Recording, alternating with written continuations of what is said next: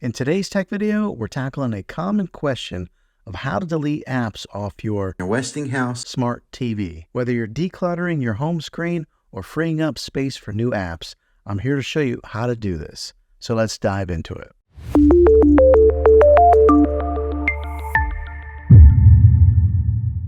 Deleting apps from your smart TV is actually pretty straightforward. Start by accessing the app menu on your TV. Once you're in the app menu, find the app that you want to delete. It may be labeled as apps, applications, or something similar. Next, select the app and look for an option that says delete, remove, or install. This option might be located in a submenu or accessible through a long press on the app icon. A long press is just holding down on the app for 1 or 2 seconds. Once you've found the option, it might ask to delete or move the app.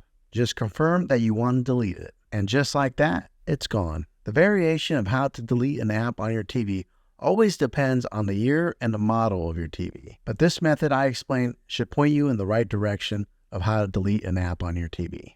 And there you have it. Deleting apps off your smart TV is quick and easy, giving you more control over your entertainment experience. If you found this video helpful, go ahead and click a thumbs up on it.